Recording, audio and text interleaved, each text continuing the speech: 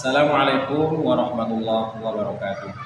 Yang terhormat Bapak Ibu dosen penilai uji kinerja PPG Daljab PAI batch 3 tahun 2025. Perkenalkan saya Ahmad Dahlan SPDI NIM 42511511982. Saya guru PAI di SD An-Nur, Kecamatan Pekanbaru Kota, Kota Pekanbaru, Riau. Sekaligus mahasiswa PPG PAI Daljab di LPTK Universitas Islam Negeri Sultan Syarif Kasim Riau tahun 2025.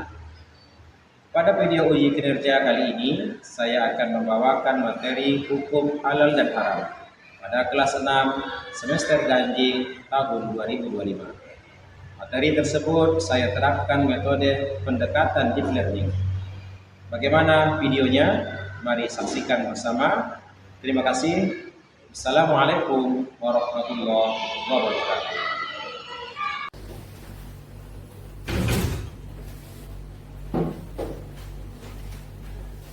Assalamualaikum warahmatullahi wabarakatuh. Waalaikumsalam warahmatullahi wabarakatuh. Selamat pagi Ananda yang soleh dan soleha. Bagaimana kabar Ananda semuanya pada hari ini? Baik. Bagaimana kabar Bapak? Alhamdulillah Bapak juga dalam keadaan sehat walafiat dan tetap semangat. Baik Ananda semuanya, sebelum kita memulai pembelajaran kita pada hari ini, alangkah baiknya kita membaca doa terlebih dahulu ketua kelas. Bapak persilakan untuk memimpin doa. Ya Rab, Iqra'i doa. Bismillahirrahmanirrahim. Rabbi zidni ilman warzuqni fahman. Ya Allah, tambahkanlah ilmuku dan berilah aku pemahaman yang baik.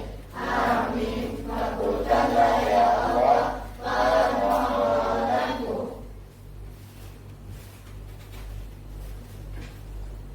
Baik, selanjutnya Bapak ingin mencek dulu ya kerapian.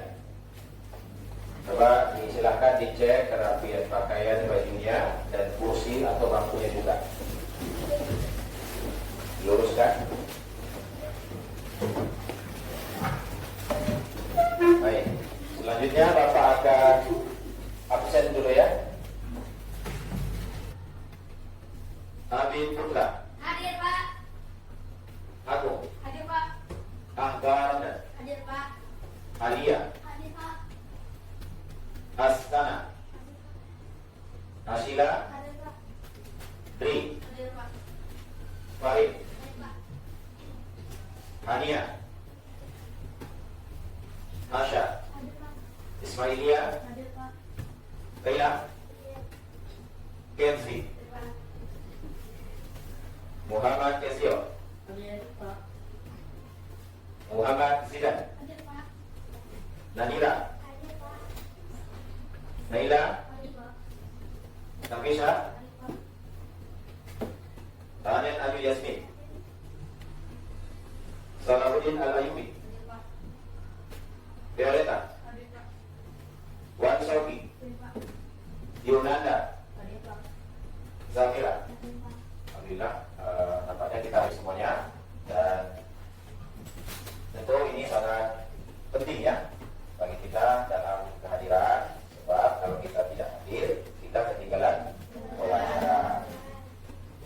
Baik anak bapak semuanya, selanjutnya Bapak ingin supaya pembelajaran kita ini berjalan dengan tertib, lancar, tidak ada gangguan, dan juga menyenangkan tentunya. Kita akan buat kesepakatan kelasnya. Aturan kelas yang pertama, kita hanya boleh mengisi hanya sekali, dan itu pun dilakukan dengan bergantian. Yang kedua, saat pembelajaran berlangsung nanti, kita kalau ingin Anda bertanya tentang hal yang kita tidak tahu, tidak boleh menyela ataupun memotong pembicaraan Bapak, tetapi dengan mengajukan tangan. Paham sampai sini? Ya, jadi kesepakatan ini kita harus jalankan bersama. Baik anak Bapak sekalian, untuk selanjutnya Bapak mau bertanya dulu nih. Pada minggu kemarin kita belajar tentang materi apa? Ayo. Betul, hidup damai dengan memaafkan.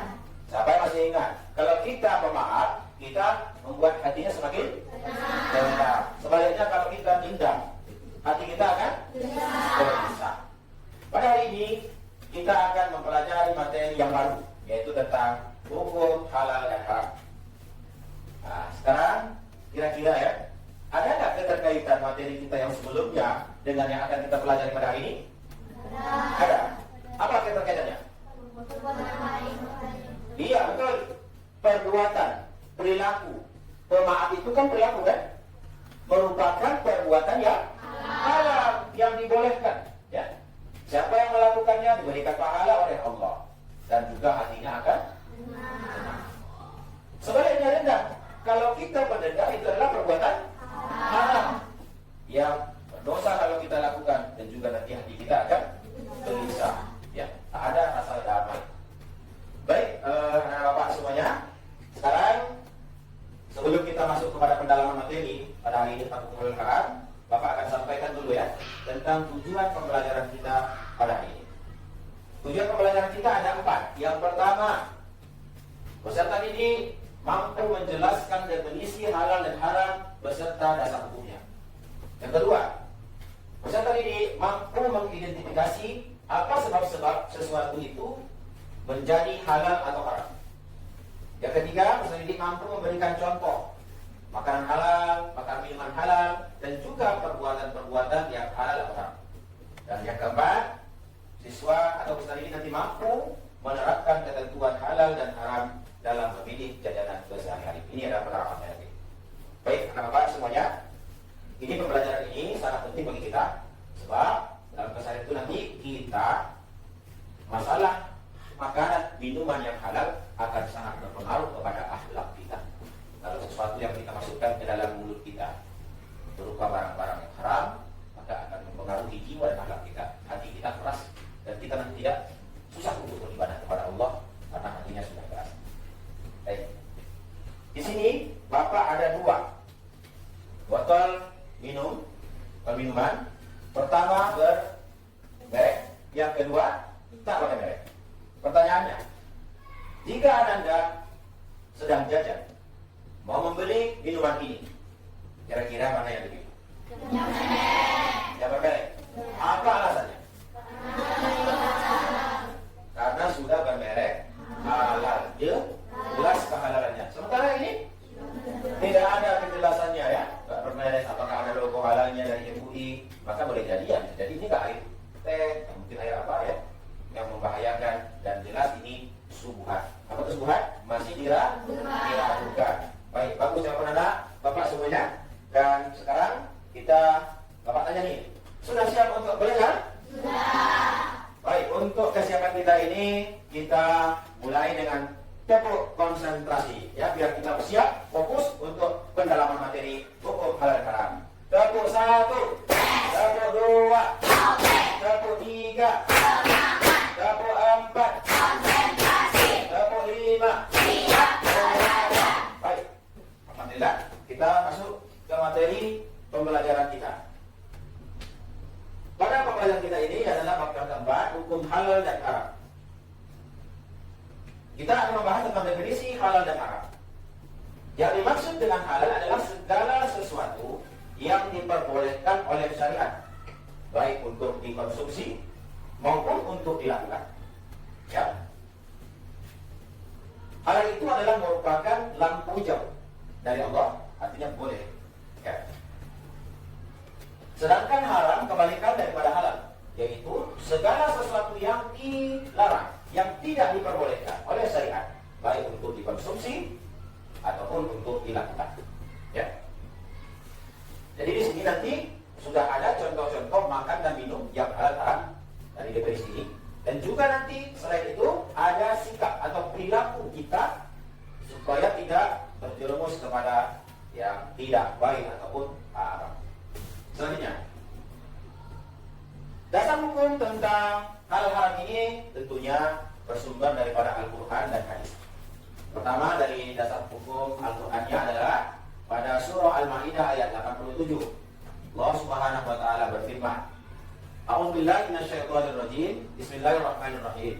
Ya ayyuhalladzina amanu la tuharrimut thayyibat ma uhillallahu lakum wa la ta'tadu innallaha la yuhibbul mu'tadin. Yang artinya, wahai orang-orang yang beriman, janganlah kamu mengharamkan sesuatu yang baik yang telah Allah halalkan bagi kamu, dan janganlah kamu melampaui batas. Sesungguhnya Allah tidak menyukai orang-orang yang melampaui batas. Selanjutnya, dasar hukum menurut hadis Nabi Muhammad SAW yang dikeluarkan oleh At-Tirmidzi. Rasul bersabda, An-Jabir bin Abdullah radhiyallahu anhu, anna Rasulullah sallallahu alaihi wasallam qala, la yadkhulul jannah lahmun thabata min su'din, min haram. Artinya, tidak akan masuk surga daging yang tumbuh dari sesuatu yang haram. Jadi kalau kita mengkonsumsi yang haram, maka daging kita akan tumbuh dari yang haram. Akibatnya, daging yang haram tidak layak untuk masuk surga. Begitu dahsyatnya. Pengaruh dari makanan minuman yang haram ini kondisinya bagi kejiwaan kita. Ya. Selanjutnya, dasar sebab-sebab sesuatu menjadi halal dan haram. Yang pertama adalah zat asal. Allah Subhanahu wa taala telah menetapkan sesuatu yang haram karena zat asalnya.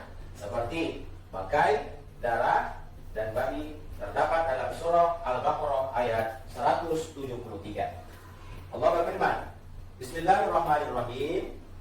Innama harrama 'alaikumul maitata wad-dama wa lahmal khinzir wa ma uhilla bihi li ghairillah faman ittara ghayra baghin wa la 'adin wa la ithma 'alaihi innallaha ghafurur rahim.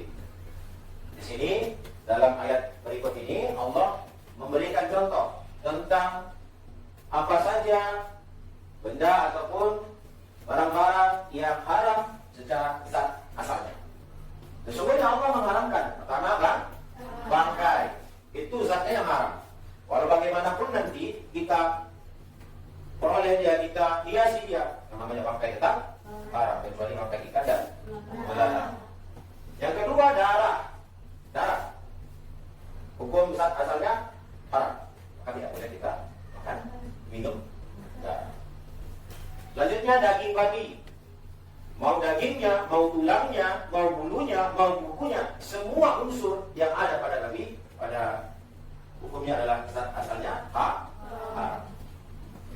Selanjutnya ada hewan yang disembelih tanpa menyebut namanya. Hewan itu halal, tetapi bisa jadi haram karena tidak disembelih dengan menyebut nama Allah. Jadi bangkai dia. Ya. Namun jika terpaksa memakannya, yang diharamkan tadi, yang asalnya tadi haram semua, kalau keadaan terpaksa, maka tidak ada dosa, tapi dengan syarat tidak melampaui batas. Ada kondisi sesaat sesuatu itu kita nanti darurat misalnya, tidak ada lagi makanan yang ada cuma yang haram. Kira-kira boleh nggak kita makan? Boleh kalau untuk sempat untuk mau membahayakan diri kita. Kalau tak makan itu mati kita. Tapi dengan syarat tak boleh melampaui batas, kenyang-kenyang, congok-congok kita itu, mau makan dia itu sampai puas. Ya hanya sekedar untuk mengganjal perut kita supaya kita tidak mati. Jadi yang maksudnya adalah tidak melampaui batas. Allah adalah Maha Pengampun dan Maha Penyayang. Selanjutnya, sebab-sebab sesuatu menjadi halal atau haram yang kedua adalah sifat asal. Perbuatan dan sikap yang sifatnya buruk, jahat, judi atau syirik diharamkan oleh Allah. Semua yang dilakukan bersifat buruk, jahat, judi, syirik, walaupun dengan niat cara dan hasil sebagus apapun, tetap hukumnya haram. Ya. Sifatnya itu buruk, yang jahat. Seperti misalnya apa sifat narkoba? Membuat orang hilang akal. Karena sifat yang membuat akal kita hilang, maka hukumnya haram. Alkohol, ya kan? Mampu orang dibuatnya, tenggen, sampai dia tidak kenal lagi mana yang baik, mana yang buruk. Itu yang membuat sifat benda tadi itu, barang tadi itu sifatnya merusak akal, buruk dan jahat, maka dia bisa menyebabkan sesuatu yang halal menjadi haram. Makan durian boleh tidak? Tapi kalau banyak sempat merusak, membahayakan dirinya, apa hukumnya? Yang halal jadi haram karena merusak. Baik, selanjutnya dari dalam Al-Quran tentang minuman yang diistilahkan khamar, ya, minuman-minuman yang memabukkan, yaitu terdapat dalam surah Al-Baqarah ayat 219. Allah Subhanahu wa taala berfirman, Bismillahirrahmanirrahim, yas'alunaka 'anil khamri wal maisir. Qul fihima ismun kabir wa manafi'u lin-nas wa ismuhuma akbaru min naf'ihima. Artinya, mereka bertanya kepadamu wahai Nabi Muhammad, ini orang-orang kafir bertanya kepada Muhammad tentang khamar dan judi, karena kebiasaan dulu orang-orang Arab zamannya sebelum diturunkan Islam, kebiasaan mereka minum, ya. Katakanlah, pada keduanya itu terdapat dosa besar dan beberapa manfaat bagi manusia. Akan tetapi, bukan tak ada manfaat dalam khamar itu. Ada, tapi manfaatnya kalah dengan mudarat kerusakannya. Dan dosa keduanya lebih besar ini, dosa daripada kerusakan itu lebih besar daripada manfaatnya. Maka dia, kalau ada sesuatu benda, sesuatu permasalahan, mana mudaratnya yang lebih besar, maka tinggalkan. Ya, begitu aturannya. Selanjutnya, sebab-sebab sesuatu menjadi halal atau haram yang ketiga adalah proses. Ini yang paling menarik. Halal atau haramnya sesuatu bisa disebabkan oleh prosesnya. Pertama, proses pembuatan, pengerjaan atau pengelolaannya, pengolahannya, atau cara mendapatkannya akan menentukan hasilnya halal atau haram. Kecuali sesuatu yang sudah asal zat dan sifatnya haram, ini nggak bisa berubah menjadi halal, karena asalnya sudah haram, sifatnya sudah haram, nggak mungkin menjadi halal. Yang menyebabkan di sini menjadi haram prosesnya, proses mendapatkannya dengan cara mencuri misalnya, ya kan? Itu tidak digunakan dan akan berubah posisi yang halal menjadi haram. Yang selanjutnya, contoh makan halal di sini ada ayam, sate, ada buah-buahan, nasi, ikan bakar dan bakso. Sedangkan makanan yang haram ada di sini babi guling, tikus, ular, katak.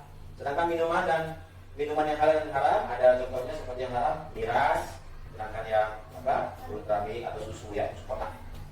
Perilaku yang halal dan haram, perilaku yang halal seperti apa nih? Yang halal sama bersedekah. Kalau yang haram boleh, ini apa nih? Ini berkelahi, ya, berkelahi. Kali ini boleh, ya. Dan yang di samping ada nanti satu lagi, apa? Perbuatan yang baik atau yang halal atau yang haram? Halal. Selanjutnya kita, bagaimana sih caranya kita menerapkan ketentuan halal haram ini dalam pemilih jajanan kita sehari-hari? Ada prinsip-prinsip yang harus kita perhatikan. Pertama, kalau kita ini jajan, perhatikan komposisi bahan.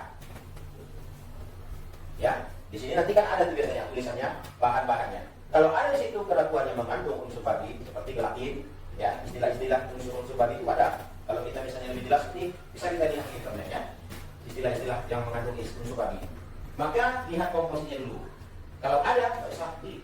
Yang kedua, pilih produk bersertifikat halal. Ada logo halal dari MUI Majelis Ulama Indonesia. Yang ketiga, hindari makanan yang diragukan suha, itu yang dilakukan. Tak ada labelnya, tak ada merek. Ini air teh atau air apa? Kalau ragu, tinggalkan. Tidak dalam hanya urusan makan minum saja yang dilakukan harus tinggalkan. Masalah ibadah pun dilakukan. Ya, tinggalkan perbuatan-perbuatan yang meragukan kita. Yakin harus 100% kita baru lakukan. Tapi kalau ragu nggak usah. Ya, nanti kalau saya pergi, ingat, keraguan-keraguan itu bersumber daripada syaitan. Maka hilangkan keraguanmu dengan membaca A'udzubillahi minasyaitonir.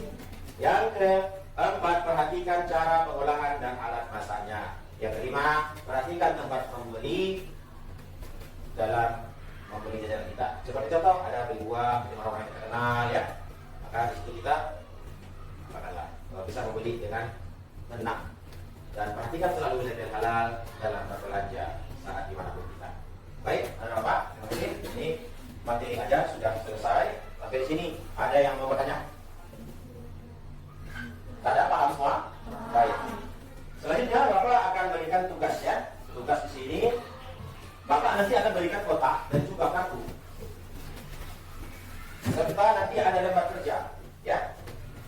lembar jawaban yang menjadi tugas Anda semuanya.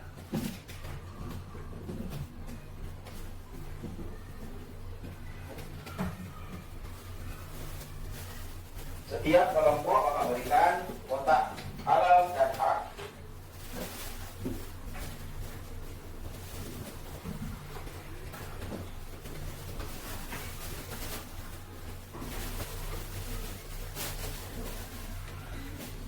Tolong masukkan kartu-kartu ini kepada kotak yang berlabel halal atau haram, sesuaikan ya. Ini.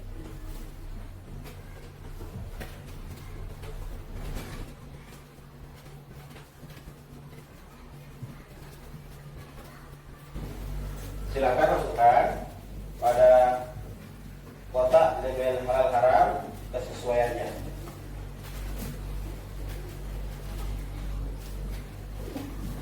Dan nanti tuliskan pada lembar hasil para analisis setiap kelompok ya. Ya. Langsung kerjakan.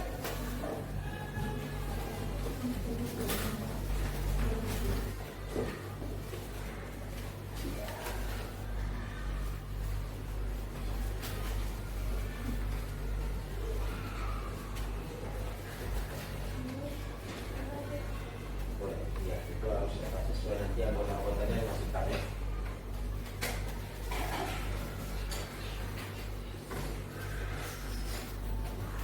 Baik, sudah selesai? Nah, sekarang perhatikan ya. Bapak akan tampilkan di layar tentang kesesuaian jawaban masing-masing kelompok dengan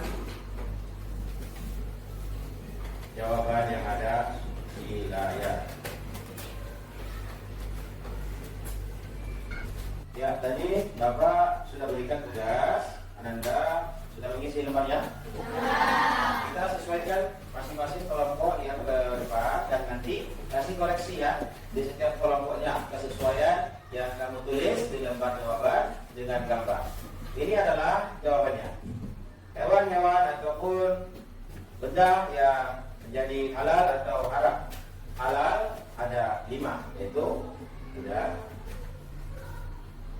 ada bulu babi, ya, ada zebra, ada kanguru atau tok, juga ikan hiu.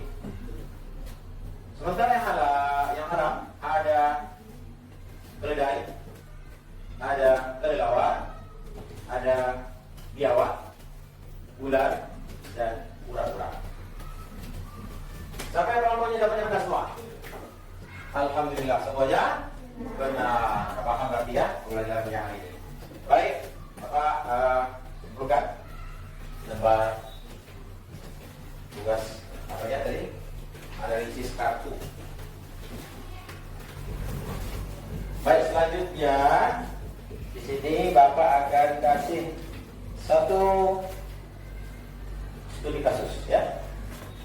Studi kasus di mana ini terkait tentang sebab-sebab berubahnya halal menjadi haram. Bapak akan bagikan dulu lembar kasusnya ya.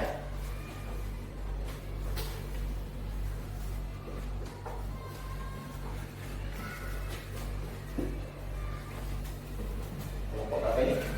Kelompok satuan ya? Sesuai dan dibuat apanya? Kelompoknya. Kelompok 1, kelompok 2, kelompok. Nanti setelah selesai semua kelompok akan mempresentasikan jawabannya di depan ya. Ayo, yang apa? Kerjasama, dibantu kawannya, jangan kawannya aja yang sebagian aja yang kerja. Kasih ide-ide, kira-kira permasalahannya tadi apa solusinya, ya?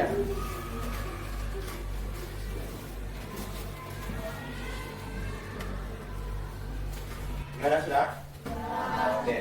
Nanti kita akan baca sesuai kelompoknya, berbahan membacakan hasil jawabannya studi kasus yang Bapak berikan tadi. Kalau begitu kita silakan untuk kelompok 1 maju semuanya.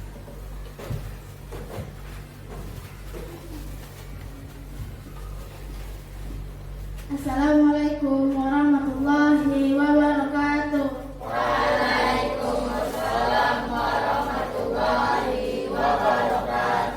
Kami dari kelompok 1 akan mempresentasikan hasil diskusi kami dari studi kasus. 1.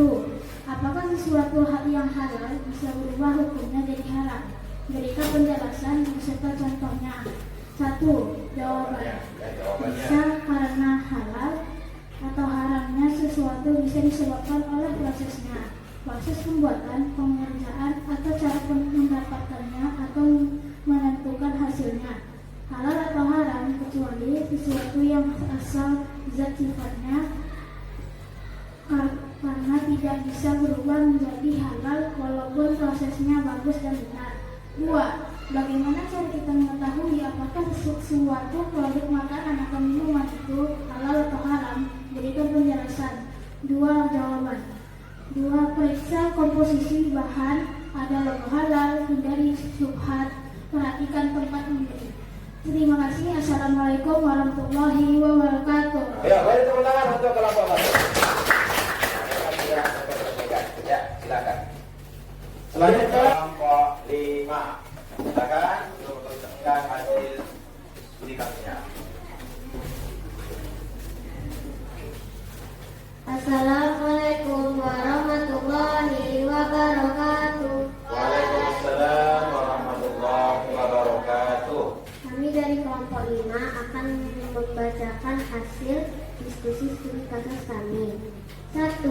Apakah sesuatu yang halal bisa berubah hukumnya menjadi haram? Berikan penjelasannya. Jawabannya, bisa, karena halal atau haramnya sesuatu bisa disebabkan oleh prosesnya. Beda dengan yang haram. Haram tidak bisa diubah menjadi halal walaupun prosesnya bagus dan benar. 2. Bagaimana cara kita mengetahui apakah produk makanan atau minuman halal atau haram? Berikan penjelasannya. Jawabannya, periksa cara memprosesnya dan alat masak. Iya. Gimana? Kawan-kawan kelompok yang lain? Benar? Iya, benar sekali. Ya, bagaimana? Assalamualaikum warahmatullahi wabarakatuh. Waalaikumsalam warahmatullahi wabarakatuh. Baik, anak-anak Bapak semuanya, alhamdulillah nampaknya anak-anak Bapak semuanya antusias dan sudah memahami tentang konsep halal dan haram, ya. Jadi untuk itu sekarang Bapak akan berikan anak-anak semuanya LKPD, ya, untuk pemahaman secara keseluruhan setiap peserta didik tentang materi yang baru kita pelajari.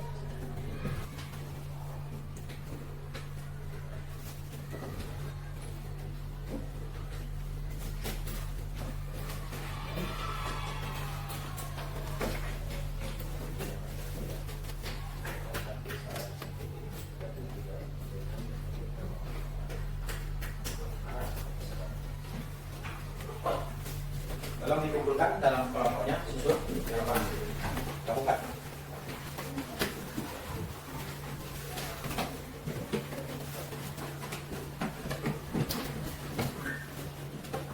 Baik anak bapak semuanya, alhamdulillah kegiatan kita untuk pembelajaran materi daripada hal haram ini sudah selesai. Sekarang bapak akan simpulkan pelajaran kita pada hari ini. Pada hari ini kita sudah belajar tentang konsep hal haram, kan? Ya kan? Ada definisi, apalagi ada sebab hal haram, ada contoh-contohnya, dan juga penerapan perilaku dalam memilih jajanan.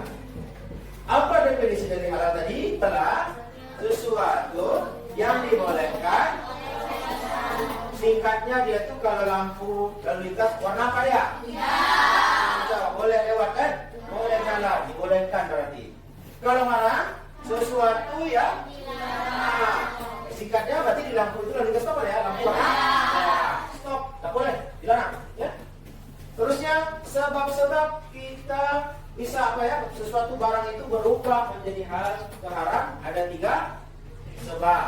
Sebutkan yang pertama tadi apa? Nah, yang kedua sifat, yang ketiga proses. Kalau tanda tadi itu nggak bisa dia pakai lagi. Mau kamu cari peroleh dengan cara yang baik pun, karena dia barangnya sudah haram, ya haram. Babi tadi itu kan, darah tadi, bangkai tadi itu, atau seluruhnya yang tidak disebut dengan nama Allah, itu zatnya haram. Seterusnya, yang kedua tadi adalah sifat asalnya. Apa sifatnya yang menjadi haram?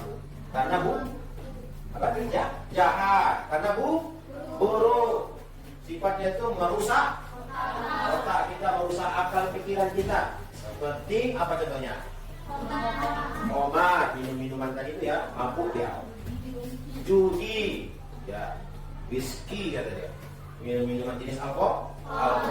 Tentu itu merusak akal pikiran dan tubuh kita. Badannya kurus kering, ya, matanya cepu, ya, pikirannya pun ya ada nggak sadar diri. Ketiga, karena cara prosesnya dia mendapatkan proses tadi itu dengan cara yang haram, maka berubahlah posisinya, hasilnya jadi haram. Seperti tadi ada disebut korupsi, ya kan? Sebetulnya kan bahasa halusnya korupsi, bahasa kasarnya adalah maling kan, mencuri, korupsi dibilang. Nah itu perbuatan-perbuatan yang menyebabkan sesuatu yang tidak lakukan halal bisa berubah menjadi haram. Dan yang terakhir adalah kalau kita mau beli jajanan harus ingat perhatikan prinsip-prinsipnya ada 5 tadi. Yang pertama, lihat dulu komposisi bahan dasar pembuatan itu dari apa. Kalau ada yang meragukan, nggak paham, kita tanya orang tua kita. Kalau kita paham lebih bagus, ada nama usulnya paham enggak, sudah mengandung yang haram, susah beli lagi. Yang kedua, prinsipnya lihat logo halalnya, label halalnya ada. Kalau kita sertifikat halal itu dikeluarkan oleh MUI, MUI Majelis Ulama Indonesia. Yang ketiga, hindari yang tidak jelas, suhu, buah, tak ada labelnya apa. Komposisi pun tidak ada, udah tinggalkan aja. Yang keempat adalah lihat, perhatikan cara pengolahannya, alat masaknya bagai. Ya, yang non muslim kita beli di warungnya pula rasanya gimana? Ya nggak nyaman kan? Dan yang terakhir, prinsip dalam membeli jajan itu adalah kalau kita jajan, lihat tempat pembeliannya di mana. Kalau kita kenal dengan si penjualnya, lebih nyaman kita kan? Lebih rasanya tuh kita jelas yang kita beli di situ. Akan kita kenal dengan si penjualnya. Tapi kalau kita nggak kenal, ada keraguan-keraguan yang timbul dalam hati kita. Baik anak-anak Bapak semuanya. Selanjutnya, Bapak terakhir untuk hari ini bertanya pada kita semua dan pelajar ini, bagaimana menurut kalian belajar hari ini dengan Bapak? Ayo, Ani, ayo. Pembelajaran hari ini sangat menarik, ada gamenya, kita lebih semangat. Iya, bagus. Satu lagi. Yosio. Kenapa? Bagus. Hal yang haram tentu kita dengan pembelajaran materi pada hari ini memang intinya juga kita supaya lebih paham tentang konsep halal dan haram. Pak, semuanya sepakat pelajaran ini jalankan? Ya, mari kita satu lagi ya, Bapak silahkan lupa. Insyaallah hari minggu depan kita akan mempelajari pembelajaran tentang materi yang lain, yaitu jasa ulama rasyidin terhadap dunia ya. Itu pelajaran kita untuk minggu yang akan datang. Dan sekarang kita karena pelajaran yang sudah selesai, kita dengan mengucapkan alhamdulillah. Subhanallah wa bihamdika asyhadu an la ilaha illa anta astaghfiruka wa atubu ilaik. Wassalamualaikum warahmatullahi wabarakatuh.